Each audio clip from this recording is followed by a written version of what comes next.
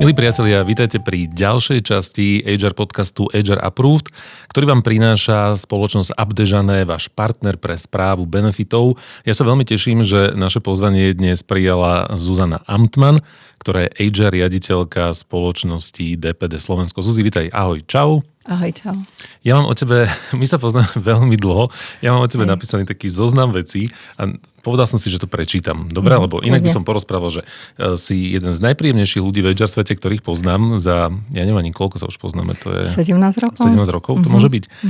Ale aby som ťa predstavil v takom komplexnejšom svetle, tak my sa dnes pozrieme na to, ako vyzerá HR v organizácii, ktorá musí fungovať rýchlo, presne a naozaj, že v takej tej veľkej škále. Nie je asi tajomstvom, keď poviem, že vy ste spoločnosť, ktorá doručuje Vianoce a radosti ľuďom, darčeky.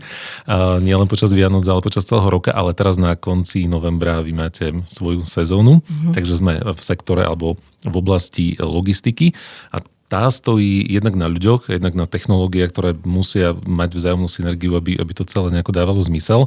Ja o tebe teda poviem, že ty si jednak teda HR riaditeľka slovenského DPD, ale zároveň si aj súčasťou takého medzinárodného HR tímu, ktorý má v sebe 29 ľudí. Je to súčasť Geopostu, čo je vlastne vaša akoby zastrešujúca organizácia. A práve táto skupina zdieľa best practices, vytvárate rôzne projekty pre celý región. No a od roku 2026 budeš oficiálne koordinovať HR projekty pre celý CE región. Takže toto je taká... Začnem ti vykať teda. Nie. Teraz. No a ak to ešte trošku doplním, tak popri tomto všetkom ty vedieš aj integráciu menších logistických spoločností, keďže DPD sa rozširovalo, takže prijímalo ľudí. Takže my sa budeme rozprávať aj o tom, akým spôsobom vlastne funguje integrácia ľudí z inej firmy, to znamená z inej kultúry, z iných nejakých možno že návykov. A ty si za tento proces aj získala ocenenie za najlepšie zvládnutú integráciu v rámci celej skupiny Geopost. Takže dodatočne gratulka. Ďakujem, teda nielen ja, ale celý tým. Tak, jasné. Načo s tebou. Tak ešte raz vítaj, ako sa máš, Zuzi? Dnes dobre, svieti slnko, čo je pre mňa veľmi pozitívne. Áno, už to je také, že po tých asi 2 týždňoch, čo to bolo také depresívne z pohľadu množstva práce a ešte počasia, tak teraz minimálne počasie je lepšie na tom. Ja som senzibil v tomto, takže určite na to pôsobí veľmi. A odpočítavaš čas do Vianoc? Nie. Paradoxne nie z pohľadu darčekov alebo Vianoc ako takých, ale z pohľadu pracovnej sezóny. Určite. Tak som to myslel, že toto máte náročné. Vy aj rotujete, nie? V rámci tohto nejakého predvianočného obdobia? Čiže pomáhate, keď je zle, či nie? Čo myslíš tým pomáhať? No, že keď sa niečo nestíha, tak sadnete do auta a idete rozvážať. Áno, toto. Hej, to mám skúsenosť, teda teraz už nie tak veľmi často, už to máme naozaj naplánované, rozplánované veľmi dobre, ale každopádne možno takých 10 rokov dozadu si pamätám, keď si nám nezgustli naši koordinátori v skladoch a pridelili mi lokality, kde mám doručovať balíky a celá happy som došla, že wow, ja som rozviezla 20 balíkov. Vieš, koľko ich priemerne robí kuriér cez sezónu? Koľko? 200. OK, tak si mala 10% z toho.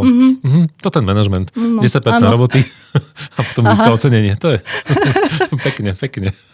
Dobre, Zuzi, poďme na to. My sa teda dnes budeme rozprávať o takých, že všelijakých témach, ale začneme jednou. Čo je pre teba náročnejšie? Viesť HR v jednej krajine alebo byť súčasťou nejakých riešení, ktoré musia fungovať naprieč nejakými rôznymi ďalšími trhmi?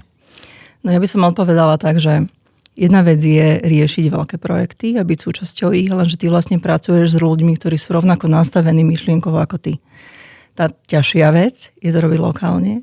Majú rôzne skupiny ľudí, veľká diverzita ľudí, rôzne pozície. A druhá vec je, ktorú ja vždy rada hovorím, je, že tu ťa ľudia zastavia a ti ten feedback veľmi rýchlo vrátia a podajú, či je negatívny asi radšej, ale teda tým pádom tu ten feedback máš oveľa rýchlejšie, takže pre mňa lokálne HR vždy akoby náročnejšie ako to medzinárodné. OK, druhá z rozstrelových úvodných otázok.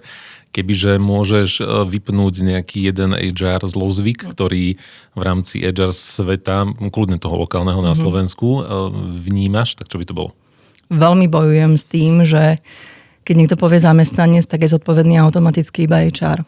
A nie líniový manažér, nie nadriadený. Toto je vec, ktorú by som vypla, že zo sekundy na sekundu. Toto je inak taká, že téma, ktorú dokonca Julo Benko ju otvoril, keď sme robili prvú časť HR Approved na Chopku. Počula som. Tak on vlastne presne toto spomínal, že je to veľká výzva a teda, že je to celkom náročné. A naozaj tá realita, ja som sa o tom rozprával z okolností pár dní dozadu tiež s jedným človekom, že všetko akoby sa čaká, že ten HR bude riešiť, dokonca, že on má byť ešte taký ten pomalý mediátor, terapeut, všeobjímajúca bútlavá vrba, ktorá potom následne ešte aj vyrieši tie veci, takže toto by sme, dobre, takže toto vymažeme, keď sa bude dať. A tretia rozstreľová otázka, kde je podľa teba hranica medzi efektívnym riešením, alebo teda riadením výkonu a stratou toho ľudského prístupu. To znamená, že kde sme ešte tí akoby, že ľudia, ale už potom musí nastať akoby aj tá nejaká efektívnosť, ktorá možno niekedy nie je úplne príjemná. Za seba viem povedať, že keď chcem riešiť veci efektívne, tak musím byť s tými ľuďmi. Ako náhle sa zastavím a som iba v kancelárii, tak v tom prípade je to o tom, že strácam ten prehľad a strácam ten dotyk len na tých ľudí a tým pádom už je to čiste o tabulkách, číslach, čo teda, keďže som HRista primárne, tak to nemám rada. Takže treba byť stále in touch s tými ľuďmi. Treba ich navštevovať, treba s nimi komunikovať, treba sa ich pýtať a počúvať. A vieš potom oddeliť práve to ľudské naviazanie, keď je treba robiť nejaké ráznejšie a možno niekedy aj nepríjemnejšie opatrenia? Za to moju prax už viem, ale vždy si to nesiem domov, respektíve do posilovne. No, okay. No dobre, tak poďme teraz tak akože viacej deep inside a poďme sa pozrieť na prvú tému a to je téma, že keď HR musí fungovať naozaj akože v rýchlosti biznisu. Vy ste logistika, to znamená sektor, ktorý je postavený na minútach niekedy a jak to celé akože zorganizujem. Čo to v praxi znamená pre HR? Akých napríklad ľudí ty potrebuješ mať alebo ako nastavuješ nejaké procesy, aby to celé fungovalo? No HR by malo byť vždy krok vpred. Lebo my potrebujeme sledovať, aký je trh. Vo finále si veľa ľudí myslí, že tam zadá nadriadený, akého človeka hľadá, ale to tak nie je. Častokrát ho musím práve upozorniť toho lídra, že nie. Ty, keď chceš tieto zmeny robiť, tak musíš iné schopnosti a zručnosti toho človeka hľadať.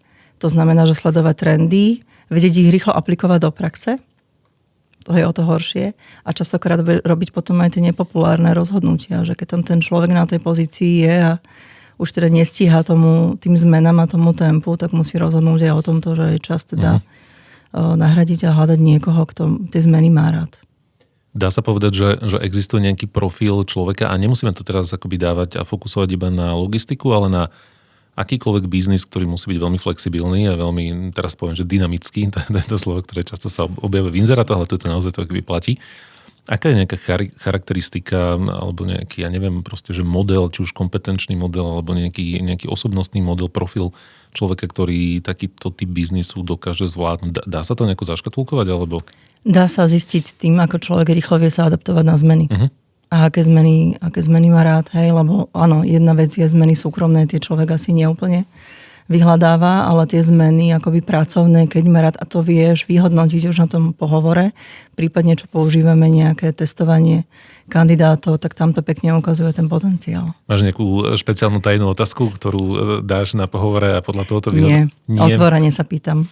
Hej? Nemáš také Google otázky, hej? Že... Nie, kde sa vidíte o 5 rokov, nie. Nie, ale teda musím povedať, že to trošku akoby poviem aj na seba, že veľa feedbacku, ktorý ja dostávam v rámci pohovorov, aj môj tím, tak sú práve tie, ktorí hovoria, že sú veľmi úprimné a otvorené. Že sa nehráme na nič, že hovoríme tým ľuďom naozaj, ako to je. To znamená aj vrátanie toho, na čo sa majú pripraviť, čo možno nefunguje, ako by malo. Ale zároveň teda čo funguje a tým pádom je to o tom, že tam ten človek povie, že OK, tak máte radi zmeny, ako to vyzerá u vás, čo pre vás znamená slovo zmena ako taká. A ten človek, keď vysvetlí, že OK, tak po 3 mesiacoch menia systémy, implementujú niečo nové, OK, ten človek je nastavený aj pre nás. My keď chceme ísť tou dobou a s tým trhom, ktorý sa výrazne zrýchlil, my musíme mať ľudí, ktorí majú radi zmenu. Takže vy ste také ADHD-friendly pracovisko. Áno. dobre, tak to ja si dám možno telefónnymi sivičko. Nie. Už si to trochu naťukla. Čo potrebuje HR vedieť na to, aby dokázalo byť relevantným partnerom v rámci biznisu? Je to, no sme sa už o tom bavili, že to nie je akoby tá otázka toho, že som ten v úvodzovkách terapeut na pracovisku. Ani to možno nie je tá iba procesno-transakčná časť, kedy ako naozaj, že dobre, niekoho vyberiem, potom mu pošlem tú výplatu a riešim nejaké papiere. Tak čo to je z tvojho pohľadu? Vďaka čomu aj ty funguješ tak, ako funguješ? Si v DPD Slovensko 17 rokov, máš to ocenenie, tak ako sa ti to podarilo? Musíš tomu biznisu rozumieť a musíš rozumieť ľuďom. To znamená, že my sme naozaj akoby z pohľadu HR veľa aj v teréne, medzi tými ľuďmi, veľa na našich pobočkách, veľa sa rozprávame s manažérmi a zisťujeme, že čo vlastne oni potrebujú a následne prichádzame s tými riešeniami. Jedna výhoda pre DPD je, a to je teda aj prečo vlastne som pred tými 17 rokmi nastúpila a stále som tam, že mám veľmi dôležité postavenie a slovo má HR v manažmente alebo je súčasťou toho vedenia a tým pádom je to naozaj o tom, že keď chcem im pomôcť s tým biznisom a s tým pozadím, čo potrebujú pre výkon svojej práce, tak ja ho potrebujem poznať. To znamená, že školenie HR-istov začína v tom, že týždeň robí NADP a vyklada balíky. Toto bola presne moja otázka, že ako na to v praxi teda? Ako to robíte?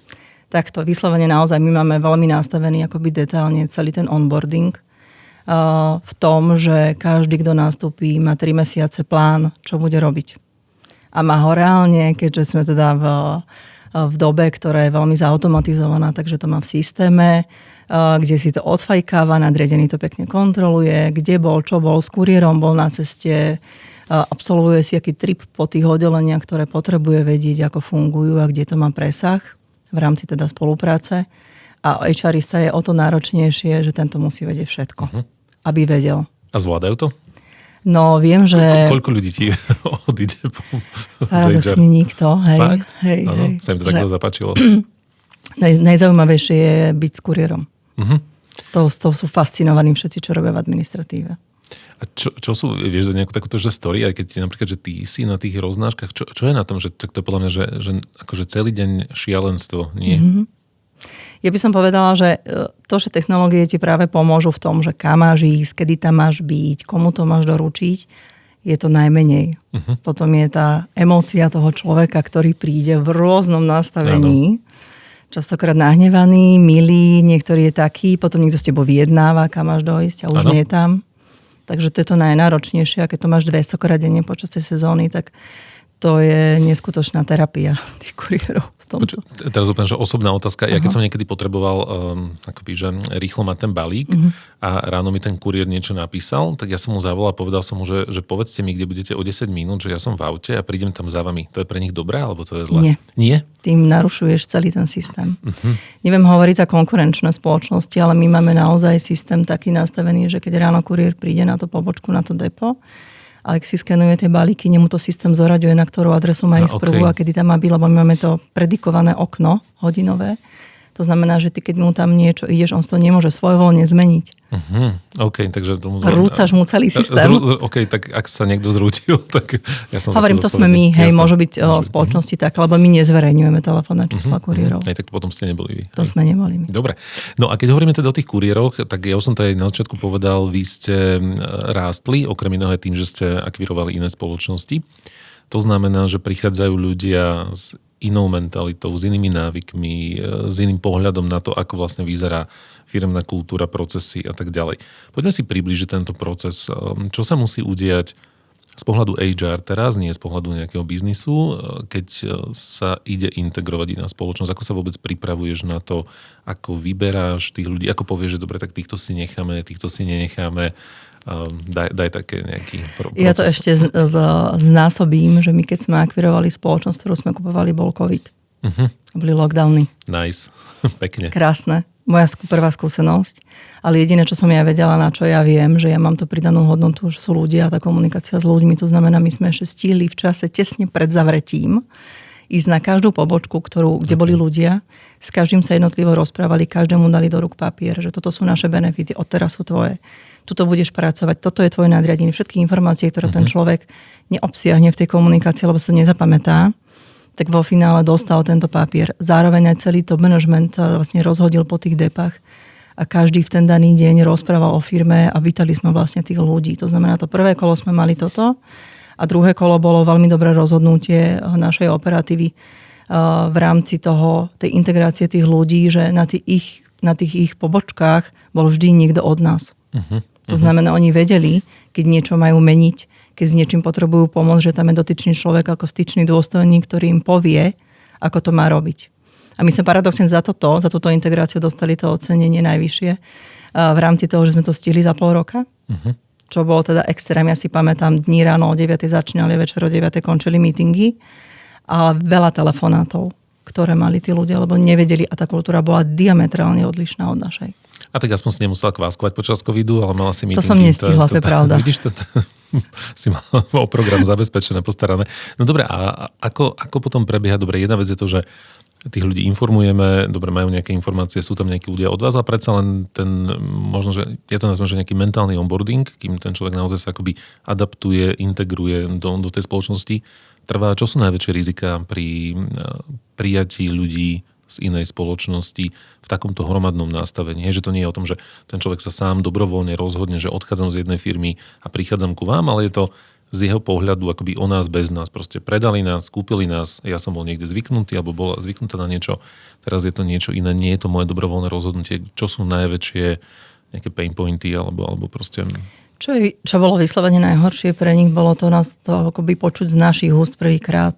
Nie z tých úst tej spoločnosti, ale z našich. Lebo sa zlákli, že čo sa bude diať a teraz prídu o prácu, však vieme, ako to je na Slovensku s pracovnými ponukami. Každopádne my si myslím, že sme vtedy sa veľmi dobre rozhodli, že naozaj budeme dennodenne na tých pobočkách, buď tí naši ľudia, alebo my ako manažeri. A potom ten contact point, to znamená, že čokoľvek tí ľudia riešili, dá sa povedať, že my sme v tom období uprednostňovali tých nových ľudí ako tých našich, lebo tí už tú kultúru majú zažitú za nejaké obdobie.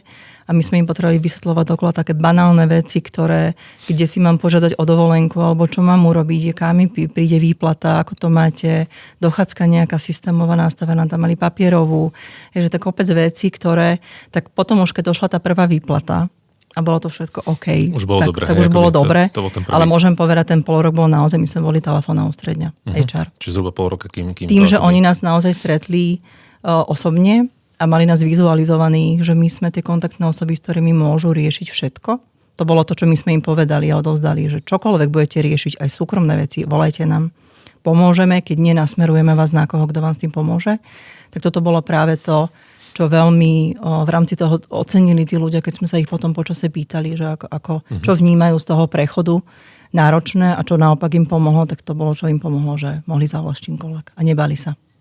Nechcem ísť akoby do detailov, ale že bol veľký nejaký kultúrny rozdiel medzi vašou spoločnosťou, táto materskou DPD Slovensko a touto integrovanou, alebo teda aj tými ďalšími. A druhá otázka, alebo možno podotázka k tomu, bol nejaký, neviem, aspekt firemnej kultúry, akokoľvek procesov, čokoľvek, čo vy ste si akoby integrovali, povedali ste si, že ok, dobre, tak toto oni robia lepšie ako my. Tak si to teraz príjmeme za svoje. Nie. Zlata, úplne odpoveď, jasné. Nie z titulu toho, že by tam niečo nebolo dobré, však zamestnancov mali veľmi fajn, niektorí sú s nami doteraz aj. O toto nejde, ale tým, že my sme vždy ako keby nastavení na tú zmenu a na tie nové veci, tak my sme tí ťahači v rámci tých zmien a tí ľudia tam to nastavení neboli.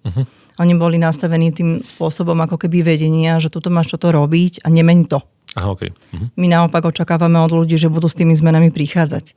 Takže to myslenie bolo náročnejšie v tomto, že oni vlastne zrazu sa ocitli pred tým, že pred otázkou, že OK, ako to urobíš?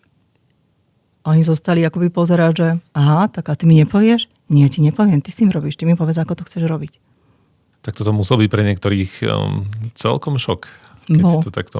Paradoxne pre našich ľudí, ktorí zrazu zbadali, že kde my sme a kde sú ostatní, lebo doteraz to nevideli, lebo ty keď si zavretý stále v tom istom máš a v tej istej kultúre presne a my máme ľudí, ktorí nefluktujú veľa, že máme naozaj ľudí, ktorí tam sú dlho, tak tým pádom pre nich to bolo, že aha, a teraz presne bolo takéto moje HR, že rozprávajte sa o benefitoch, ktoré máme my. A oni boli teraz, že aha, oni nemajú nič, oni majú strávne lístky. Že no, tak už budete vďační niekedy. Takže vy ste vlastne kúpili tú firmu, preto aby boli spokojnejší vaši ľudia. To nebolo cieľom. Jasné, ale akože príjemný side effect. Akoby áno, prišlo aj toto potom. Aj tieto témy vlastne prišli, že naši zamestnanci môžu byť radi. že za to, čo majú a akým spôsobom s nimi akoby celý ten manažment a všetci vo firme ako komunikujeme a spolupracujeme.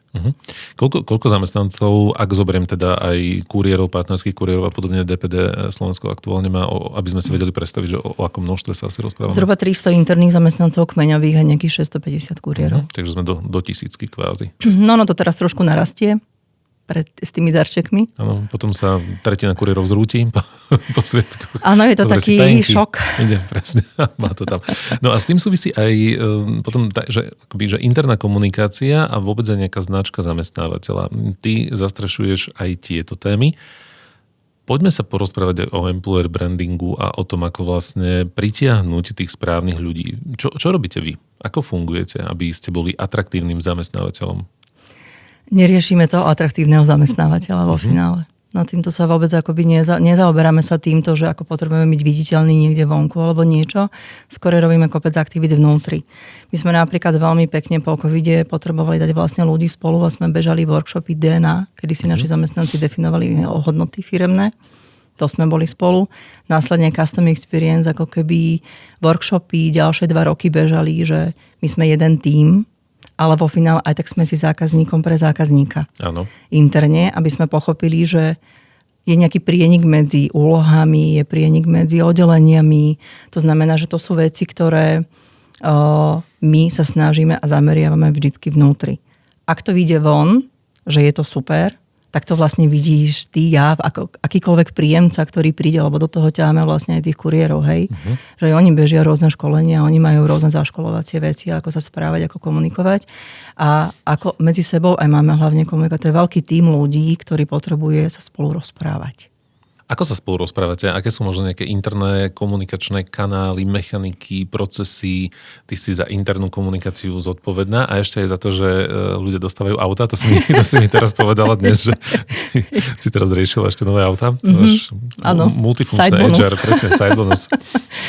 Internú komunikáciu si pamätám, keď pred niekoľkými rokmi som dostala zodpovednosť za to práve preto, že ja som bola ten inovátor, ktoré, že OK, ale ja chcem vedieť, že koľko ľudia si to prečítajú a nielen, že prečítajú, ale čo si z toho zoberú, lebo jasné, že bežia newsletter. Ale my sme to teda vyšpičkovali ešte k tomu, že bežia informácie v printovej verzii, aby boli na depách pre ľudí, ktorí nemajú ten e-mail. Zároveň tlačíme manažérov, aby oni komunikovali tie novinky a potom si to overujeme cez tých zamestnancov. Potom sú to ďalšie aktivity, kedy máme také otvorené cally, meetingy pre všetkých zamestnancov, ktorí sa vedia pripojiť a pýtať sa anonymné otázky predtým, alebo potom aktuálne otázky priamo raz mesačne celého manažmentu. To znamená, že sa vieš pýtať čokoľvek, čo ťa trápi. Je to nahraté, je to pre ľudí z firmy, tak akoby to sú kanály, ktoré nie len teda e-mailová verzia, nie len printová verzia, nie len návštevy na tých pobočkách, nie len zdieľanie informácií cez manažerov, ale potom ešte aj takýto online meeting, že môžu naozaj, že môžu, že čokoľvek a čokoľvek sa aj pýtajú. Koľko ľudí bolo prepustených na základe otázky? Čokoľvek sa môžem spýtať? Nikto? No, my sme situáciu, že prečo tie otázky nie sú anonymné, lebo ja som lebo ja spravujem ako keby ten formulár a tam je naozaj, že anonymné, že nie je tam zaškrtnuté, že si musíš akoby uviesť nejaké meno, alebo že ťa identifikuje niekto. Alebo prišli také otázky, že ale ja by som chcela vedieť, kto sa toto pýtal. Ja to neviem. Ja to naozaj neviem. A to je super, lebo keď sme to rozbiehali, keď si zoberieš, že máme 300 kmeňových ľudí zhruba, tak bolo prihlásených možno 50. Teraz už vie byť aj vyše stovky. Na ten daný termín. Ktorý z týchto komunikačných kanálov vyhodnocuješ ako najefektívnejší, alebo taký, ktorý, ak sa to dá, ja rozumiem, že opäť je to nejaká mozaika, ktorá vo finále akoby vytvára nejakú synergiu komunikačnú, ale čo z toho je také, že ak by si sa musela vzdať aj iných, tak tohto by si sa určite nevzdala, alebo dáva najväčší zmysel? Nevzdala by som sa dvoch. Jedno je tie návštevy pobočiek. To je akoby prvé. A druhé je tento online nový call, ktorý je anonymný. Týchto dvoch. Všetky tie printové verzie alebo tie onlineové verzie akoby typu zasielania newsletterov a e-mailov a kadečoho. To si myslím, že aj tak to je, keď teraz sledujem, ako sa vyvíja nová generácia a čo chcú, tak sú to naozaj videá, ktoré točíme do newsletterov. Kedy ma donútila kočka, čo má na starosti internú komunikáciu, že tak teraz žiadny text, teraz tu sa postav a tu mi odpovedaj na otázky. Barbara? Áno. Hej. No. Takže vyšla som z komfortnej zóny a teraz točím videá. Gratulujem ti, takže budeš Reelsková kráľovná. Hej. Neviem, či von, ale vnútri určite. V rámci vnútra. No dobré, a s týmto súvisí ďalšia otázka. Už si to teraz aj opäť naťukla, že generácia Z je kurierstvo, logistika, tento segment atraktívnym segmentom pre mladú generáciu a poďme to kľudne možno aj rozdeliť na že nejaké head office alebo teda tú administratívnu biznisovú časť a potom aj na tú samotnú kurierskú časť. Prvé, čo poviem, ja nie som nerada rozlišujem generácie, lebo každý človek je iný. Správne, áno. To neškatulkujem akoby v tomto smere. Určite je to budúcnosť minimálne tými technológiami, s ktorými tí deti alebo tí mladí fungujú. To znamená, že skôr ide do ústrania ako taký ten kurierský biznis z toho pohľadu doručenia one-to-one, ale ide do toho anonymného boxu alebo anonymného odberného miesta, kedy je to naozaj o tom, že nikto ma nevidí, dojdem v teplákoch. To sa inak hovorí, že vlastne tieto boxy vznikli vďaka Gen Z, alebo teda generácii Z, lebo tam miluje anonymitu a takú tú akoby, že flexibilitu v tom celom nastavení, že nerada chodím do obchodu s výnimkou možno pár nejakých oblečenia a tak ďalej, ale že väčšina vecí naozaj, že to delivery, dokonca také, ktoré nie som viazaný, nemám tam tú osobnú interakciu s kuriérom, že toto je vlastne akoby v úvodzovkách syndrom tej mladej generácie a do alfy už keby sme išli tak ešte viacej. Minimálne marketingové dáta hovoria, že čím viacej anonymizácie a bezkontaktnosti, tak tým väčší podiel akoby záujmu takáto služba priťahuje práve tieto mladé generácie. Ja teraz sa trošku vrátim v čase, lebo my sme francúzska spoločnosť a ja si pamätám fakt, že 15 rokov dozadu, kedy bolo prezentované na jednom meetingu takomto, že my máme veľa odberných miest vo Francúzsku, ale my nemáme boxy, ale odberné miesta práve preto, že ja tam idem pre balík a ráno sem dám kávičku a croissant, hej? Áno, máme aj tam to bolo dlho. Kultúrna, áno. Áno, tam to bolo dlho. Potom sme to zaviedli aj my. Už to bolo pred covidom, kedy boli odberné miesta. Ja si pamätám, že sme ich mali možno nejakých 100, hej, že malinko, ale neboli vyťažené. Covid to otočil úplne inak, ale zároveň potom presne prišla tá generácia, ktorá si už tie darčeky, oblečenie, techniku kupuje a naozaj chce byť anonymná, ale nielen aj kvôli anonymite, ale aj kvôli tomu, že ja si poviem, kedy si to vyzdvihnem. Presne toto. Že tam že nebyť viazaný na nič, lebo nemajú radi, lebo chcú flexibilitu v práci, hej. Áno, ale nepotrebujú sa viazať na to, že nikde majú pípnuť o 8 ráno. Ale ja tam vnímam, že tá autonómnosť alebo tento rozmer je akože, že celkom silný a taká tá... No dobrá, vidíš to aj teda v práci? Že táto, a ako s tým, ako sa pripravujete na generáciu Z a inváziu do pracovného sveta? No treba mať technologicky zabezpečené akékoľvek doručenie a presmerovanie toho balíka čo najrýchlejšie. Toto je a tým pádom takto fungujú aj zamestnanci, hej, že musia byť na to pripravení, že musia hľadať a byť krok vpred tomu, že čo by asi ako by uvažovali mladí, alebo spýtajme sa niektorých. A väčšinou to je potom na tých meetingoch, že OK, tvoja dcera čo povedala? A tvoj syn čo povedal? Že ako by to chcel? Hej, že naozaj sa ako keby pýtame a potom tie systémy potrebujú byť nastavené v tomto, že akúkoľvek moc nad tým balíkom má ten príjemca. A to je presne vidno aj v tej práci u nás, že máme, tie týmy sú naozaj diverzné, mladí sú v skupinách, veľa pomiešané týmy, aj na IT máme ženy, hej, že snažíme sa to miešať ako keby najviac v rámci tých projektov interných, aby tam boli inputy od rôznych ľudí. A potom tie meetingy presne vyzerajú tak, že tí sú fyzicky v office, tí druhí sa pripájajú z domu a ten tretí si nezapne ani kameru, lebo to nemá rád.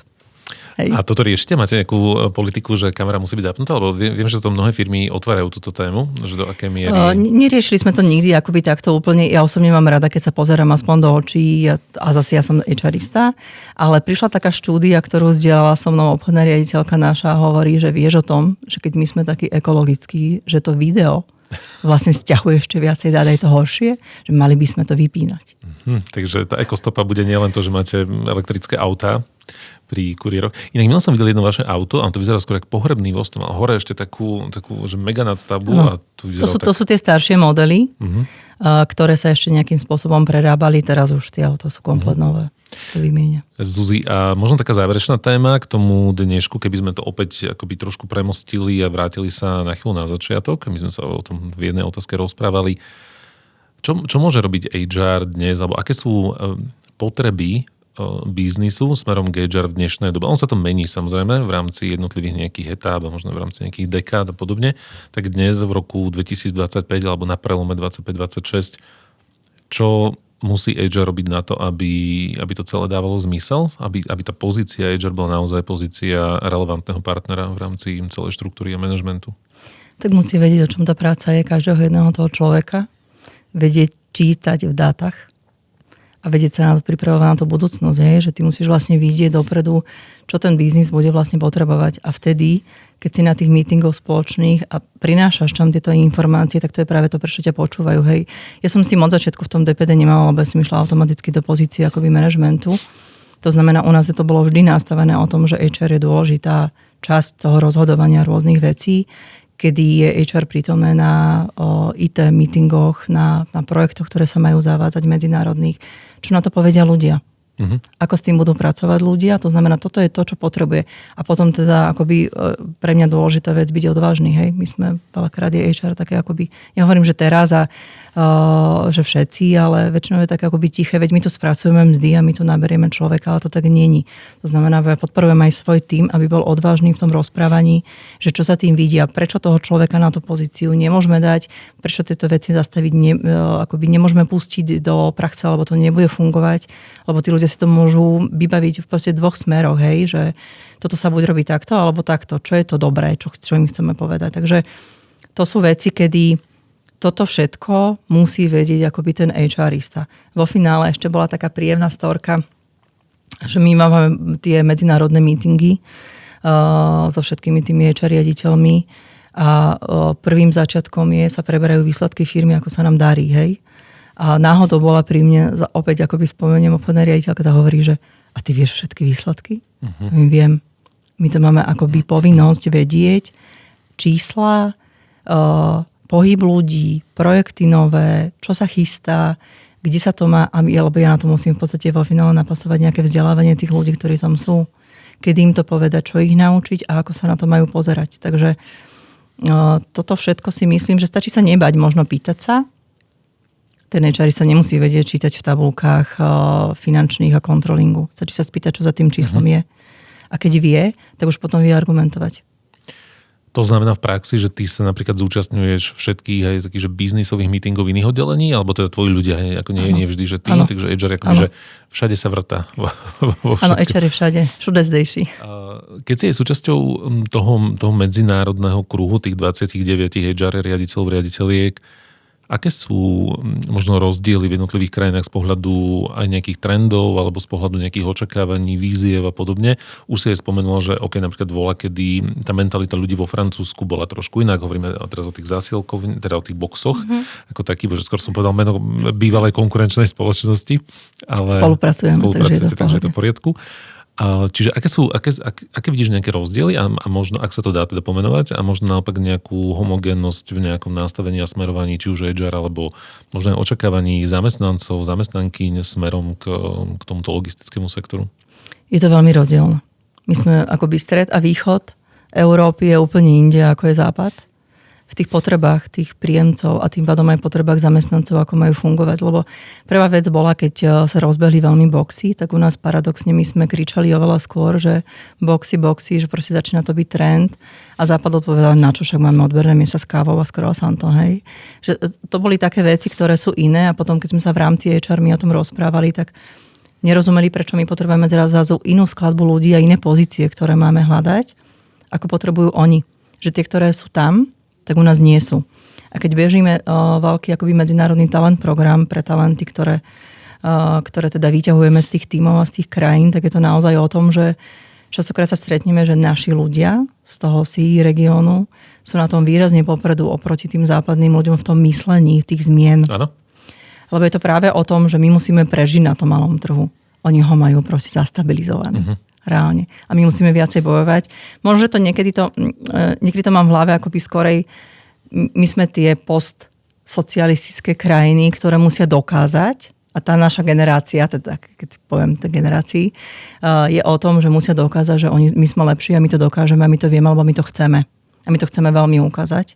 A tým pádom my sme potom výraznejšie popredu v rôznych nápadoch a inováciách, ktoré my to potrebujeme, aby sme prežili na tom trhu. Hej?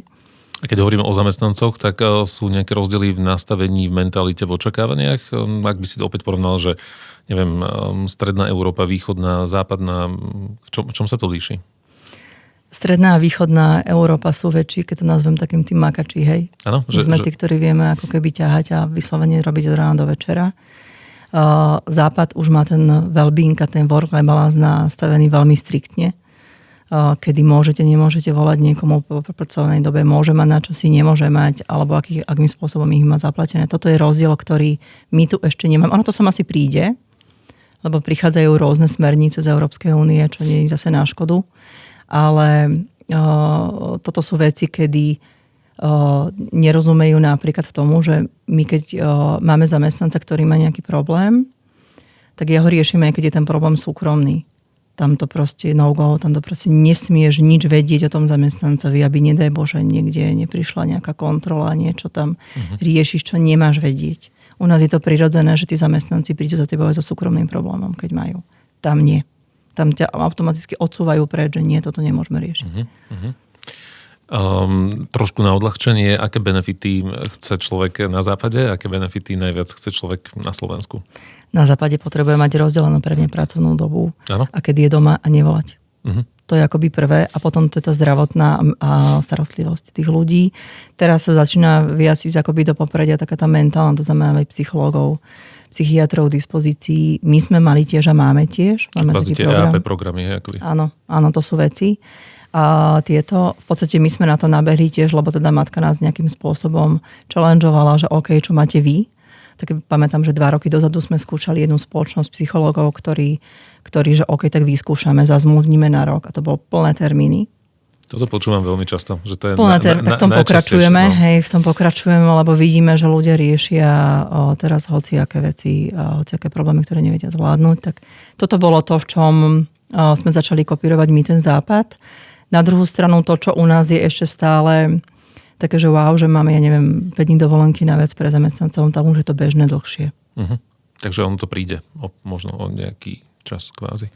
Prídu to presmerovanie tých hodnôt, čo chceš v tej práci, ako keby čo od nich chceš dostať, aby ty si mal ten výkon. Hej? Ten value shift bude, lebo on sa deje. No dobre, my sme na konci toho nášho dnešného stretnutia. Zuzi, keby si mala dať jednu nakoniec takú, že myšlienku, typ radu, inšpiráciu, motiváciu, akokoľvek to uchopíš pre ľudí, ktorí nás počúvajú, čo je primárne HR komunita, tak čo by to možno bolo?